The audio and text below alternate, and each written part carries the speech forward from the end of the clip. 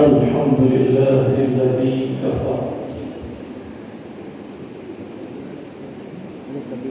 وسلام على عباده الذين اصطفى أما بعد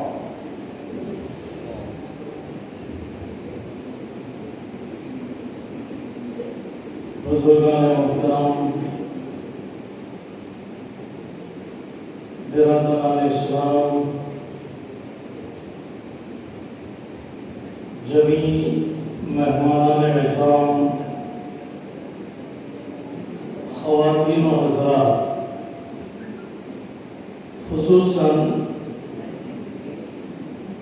اسٹیج پر تشریف فرما مہمانان خصوصی جناب شوکت صاحب آر ڈی خطیب صاحب ڈاکٹر خطیب صاحب اور ڈاکٹر سمیر دلوی کے والد محترم جناب دلوی صاحب،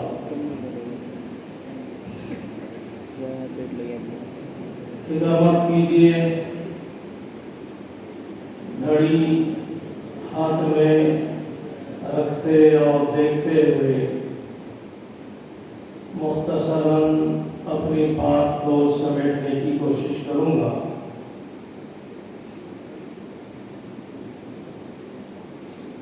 ناظم جلسہ مولانا عارف صاحب نے جو شروع کیا، اس کے بعد طلباء اور مہمانان ان سب نے مجموعی طور پر جو کچھ بھی کہا، میں ان سب کو سراہتے ہوئے اپنی بات کو آگے بڑھاتے ہوئے اور اس میں سے کسی بات کو بھی نہ دہراتے ہوئے اور وقت بچاتے ہوئے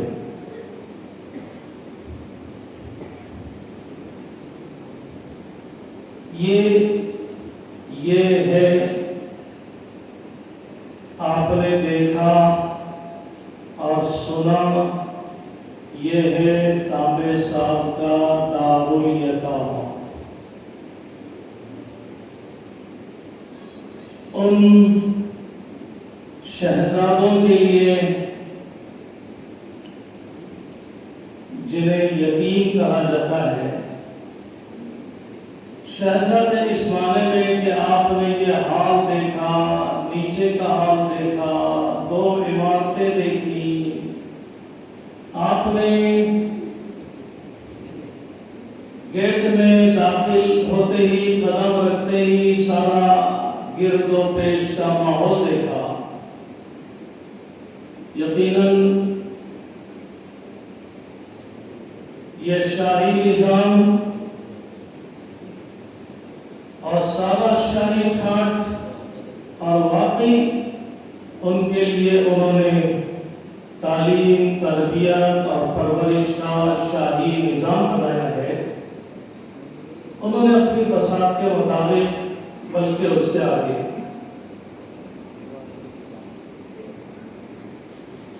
ورنہ کہیں کہیں یتیم خانے ہوتے بھی ہیں، لیکن یتیم خانوں کا تصور یتیم کے الفاظ کے ساتھ اس کے مطابق ویسی عمارتیں، ویسا ہی نظام قابل رحم۔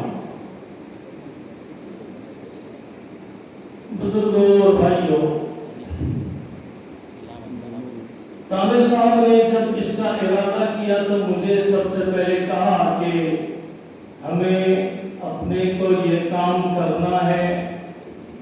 میں تانبے صاحب، ان کے بیٹے الطاف اور تیسرے آپ، میں نے کہا مجھ سے جو کام ممکن ہو، بندہ آپ کے ساتھ ہے، قدم بقدم، دوش بدوش، آپ سے تعاون کے لیے ہر طرح تیار۔ بزرگوں اور بھائیوں،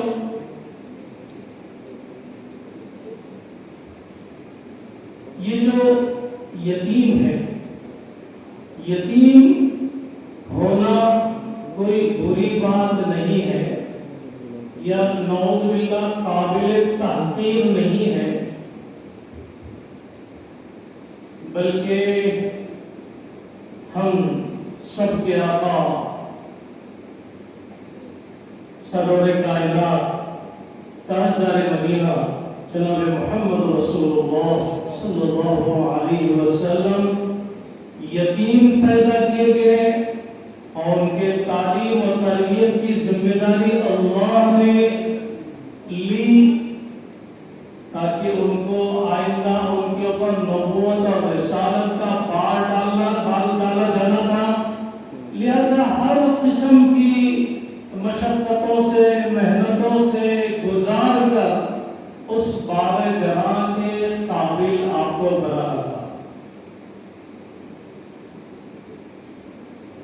یتیم کے متعلق سرور عالم صلی اللہ علیہ وسلم نے فرمایا کہ جو یتیم سے شفقت اور محبت کرتا ہے، یتیم کو کھانا کھلاتا ہے یا اس کی فکر کرتا ہے، تو یتیم کی پرورش یا فکر کرنے والا وہ آدمی اور میں جنت میں اس طرح ہوں گے۔ ایک تو جنت کی بشارت اور اس میں بھی نبی پاک علیہ الصلوۃ والسلام کا ساتھ و صحبت، کیا بات ہے۔ دوسری بات یہ فرمائی کہ جو آدمی یتیم کے سر پر دست شفقت پھیرتا ہے، آپ کو کوئی محنت مشقت اور اس کے لیے کوئی خرچ کرنا نہیں پڑتا، آپ یتیم کے سر پر صرف دست شفقت پھیرتے ہیں، جتنے بال اس کے آپ کے ہاتھ کو لگتے ہیں اللہ اتنی ہاتھ پھیرنے والے کو نیکیاں دیتا ہے، اس کے گناہوں کو معاف کرتا ہے اور اس کے ہاتھ سر پر ہاتھ پھیرنے کی برکت سے آپ کے دل کی سختی کو دور کرتا ہے۔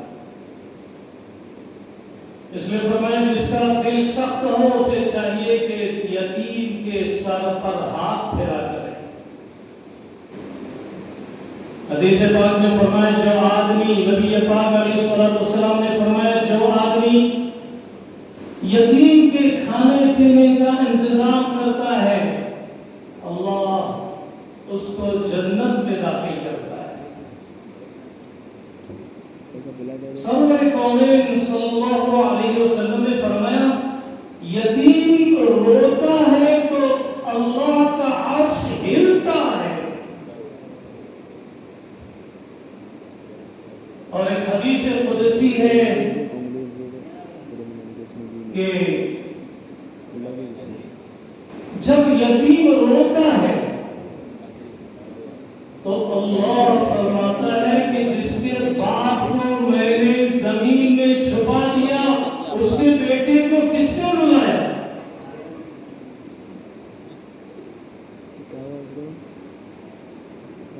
سرکار دو عالم صلی اللہ علیہ وسلم نے فرمایا روئے زمین پر سب سے بہترین گھر وہ ہے جہاں یتیم ہو اور یتیم کے ساتھ بہترین سلوک ہو، اور زمین پر سب سے بدترین گھر وہ ہے جہاں یتیم ہو اور ان کے ساتھ بدترین سلوک ہو۔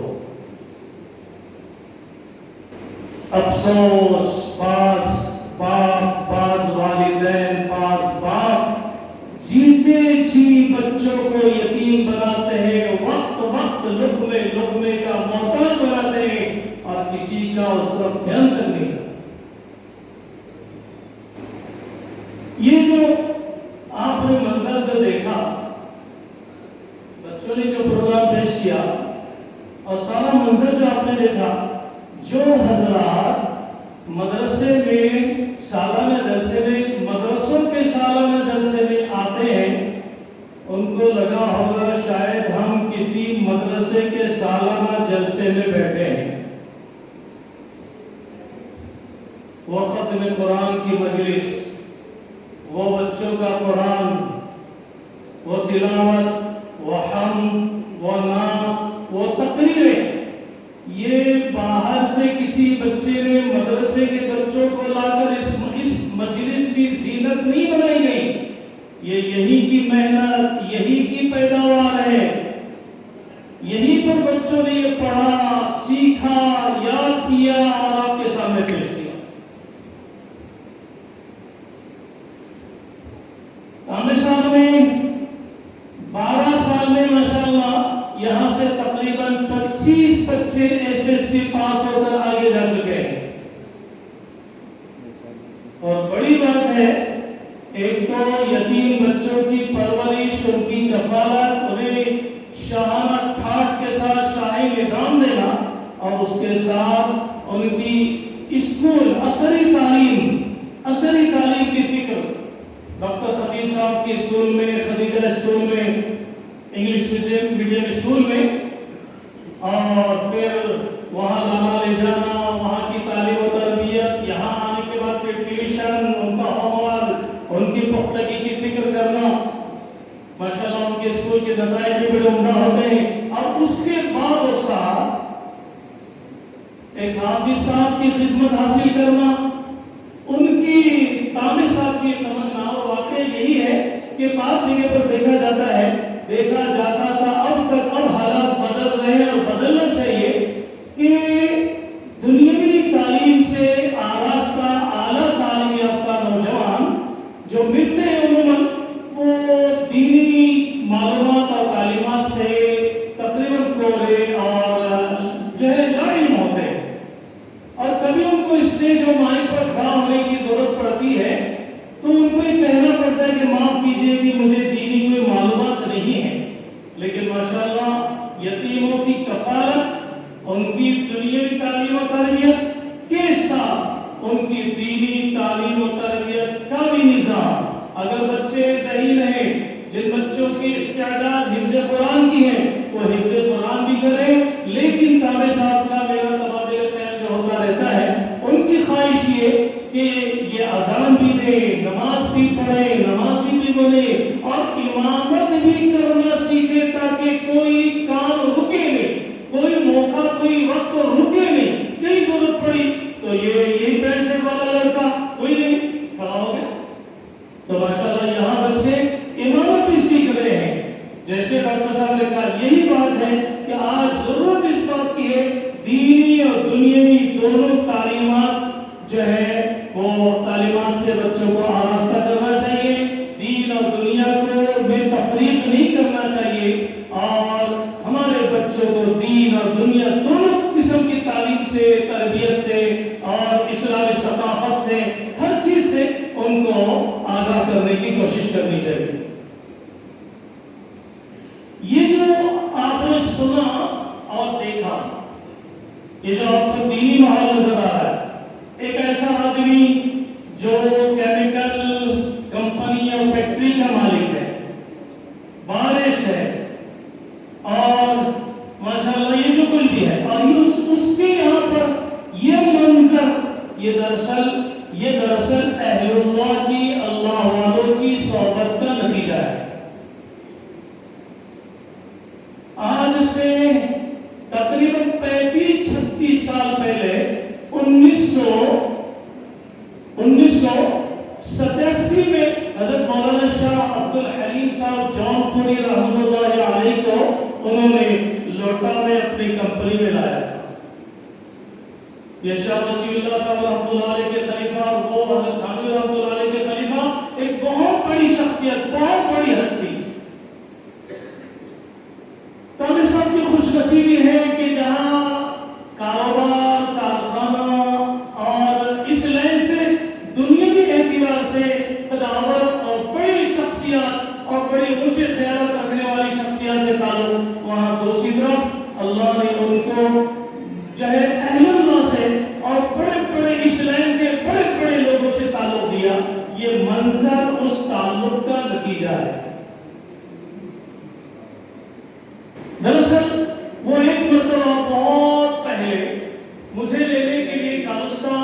مدرسے میں مدرسہ فیض القرآن کالستہ میں مجھے جمعہ کے دن لینے آئے، ڈرائیونگ خود ہی کرتے تھے اس وقت اور ماشاءاللہ بہت مضبوط تھے. تو چلتے چلتے راستے میں ہم لوگوں نے لوٹا پر جمعہ کے لیے آتے ہوئے تبادلہ خیال ہوا. میں نے کامل صاحب سے پوچھا کہ آپ جیسے مصروف ترین لوگوں کی دینداری کا اور دینداری کا فارمولا اور راز کیا ہے؟ انہوں نے بڑا اچھا جواب دیا جو ہر ایک کے لیے بہت مفید ہے. انہوں نے کہا اہل اللہ کی صحبت اور ذکر اللہ کی کثرت. یہ شاہ عبد الحلیم صاحب جونپور رحمۃ اللہ علیہ تشریف لائے.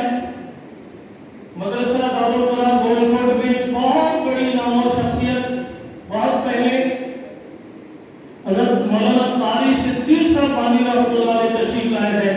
حضرت قاری صدیق صاحب بھی ان کی کمپنی میں تشریف لا چکے ہیں. گولکوٹ مدرسے میں 2 مرتبہ حضرت مولانا شاہ ابوال الحق صاحب رحمۃ اللہ علیہ تشریف لائے جو حضرت اشرف علی تھانوی رحمۃ اللہ علیہ کے آخری خلفاء میں سے تھے جنہیں بزم اشرف کا آخری چراغ کہا جا سکتا ہے. وہ بھی ان کی جو ہے کمپنی میں تشریف لے گئے. فجر کی نماز میں میں ساتھ تھا. ایسے حضرت قاری ولی اللہ صاحب رحمۃ اللہ علیہ مجھے یاد ہے کہ 1980 میں وہ لوٹا میں تشریف لوٹا میں آئے کامل صاحب. اور اس کے بعد جب یہاں انہوں نے کام شروع کیا تو جب کام شروع کرنا چاہا انہیں گویا کانوں تک لگی اتنی زیادہ گھاس تھی. اس گھاس میں حضرت مولانا قاری ولی اللہ صاحب رحمۃ اللہ علیہ نے مسلح ڈالا اور آدھا پونا گھنٹہ وہاں بیٹھ کر دعا کی. کیا بات ہے یہ عالم دین علماء کرام بزرگان دین اہل اللہ سے تعلق کا نتیجہ. اور قاری ولی اللہ صاحب رحمۃ اللہ علیہ کی برکت سے ان کی کمپنی میں اس علاقے میں اور ہمارے اداروں میں اور کالستہ اور گولکوٹ مدرسے کی برکت سے مولانا کا بار بار بہت پہلے سے آنا ہوتا رہا ہے. میں 1981 میں جب امامت کے لیے آیا تب اس سے ہی مولانا کو دیکھ رہا ہوں کہ وہ گولکوٹ مدرسے میں تشریف لاتے رہے جس کی گولکوٹ مدرسے کی تاریخ ہم نے لکھی. اس میں ساری تفصیلات موجود ہے. تو بزرگ بھائیوں حضرت مولانا ذیل الرحمان صاحب مولانا طلحہ صاحب اور پتہ نہیں کیسے کیسے لوگ جو ہے اس علاقے میں ان کی کمپنی میں اور ان مدارس میں خصوصاً حضرت مولانا قاری ولی اللہ صاحب رحمۃ اللہ علیہ کی برکت سے یہاں تشریف لائے. تو یہ آدمی بظاہر دنیا کا اور بظاہر کمپنی کا مالک اور پھر ماشاءاللہ یہ دینداری اور صاف ستھری زندگی. تو یہ اہل اللہ اور بزرگوں سے بلکہ میں یہ کہوں گا کہ یہ آدمی جو ہے نا اللہ رسول کے عاشقوں کا عاشق میں نے اس کو پایا. ہم سب کو اللہ اس کے رسول صلی اللہ علیہ وسلم سے عشق و محبت ہونی چاہیے. لہذا یہ سارا جو نظام ہے یہ بڑی بات ہے جو آپ نے دیکھا. اور جو ہے یہ تعلیم اور تربیت یہ دونوں دین اور دنیا دونوں چیزیں ساتھ ساتھ لے کر جو چل رہے ہیں اور بچوں کو یہاں حافظ قرآن میں بنایا جا رہا ہے اور امامت کے لیے تیار کیا جا رہا ہے. اب حافظ جو بن جاتا ہے اس کی ذمہ داری ہے کہ وہ ہمیشہ حافظ قرآن بھی سن لے اور اس کے اگر رشتے دار ہیں کوئی سرپرست والا ذمہ دار ہے وہ بھی سن لے کہ آپ کو بھی نظر حافظ کو بھی پابند رہنا ہے اور حافظ کو بھی وہ ان کے رشتے داروں کو بھی دھیان رکھنا ہے کہ اب اس نے اس قرآن پاک کو رات دن صبح شام پڑھنا ہے. اس لیے کہ نبی کریم صلی اللہ علیہ وسلم نے فرمایا قرآن کریم کا حفظ کرنا اس کی مثال اونٹ کی طرح ہے. جیسے اونٹ کو رسی میں باندھو وہ قابو میں رہتا ہے اور رسی کو چھوڑ دو تو بے قابو ہو جاتا ہے. اسی طریقے سے قرآن کریم حافظ قرآن اگر پڑھتا رہے گا تو یاد رہے گا قابو میں رہے گا باقی رہے گا. اگر پڑھنا چھوڑ دے گا تو پھر ایسا بے قابو ہوگا پھر قابو کرنا بہت مشکل ہوگا.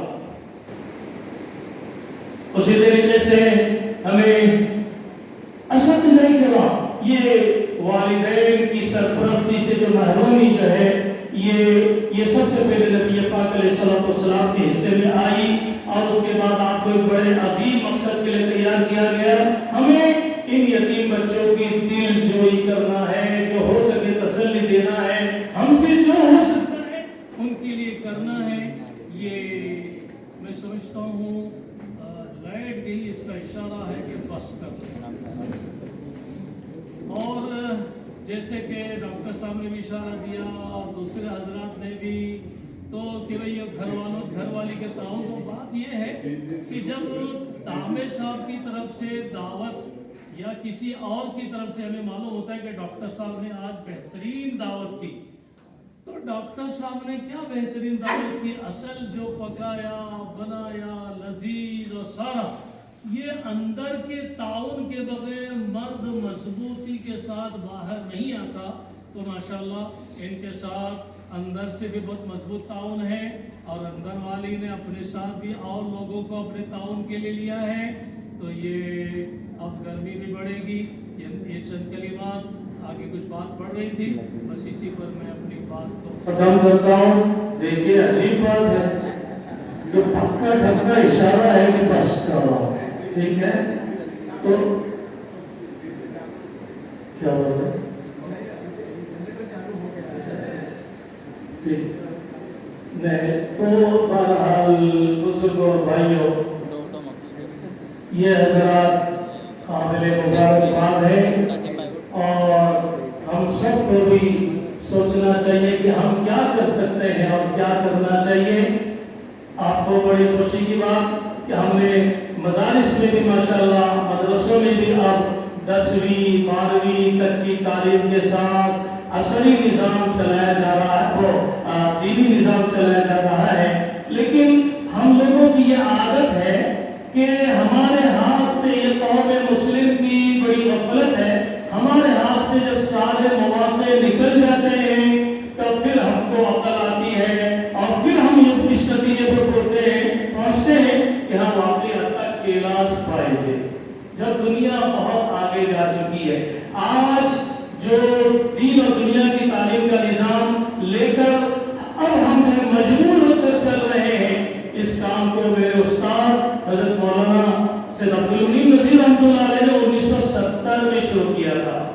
بہرحال دوسری بات میں یہ عرض کر رہا تھا آخر میں کہ جن کے والدین بقید حیات ہیں، جو سامعین یہاں ہیں، انہیں چاہیے کہ اپنے والدین کی بہت قدر کریں، ان کا دیدار کرتے رہیں، ان کے دیدار سے لطف اندوز ہوتے رہیں، ان کے دیدار سے حج و عمرے کی جو اجر حاصل کرتے رہیں، اور جو ہو سکے ان کی خدمت کریں.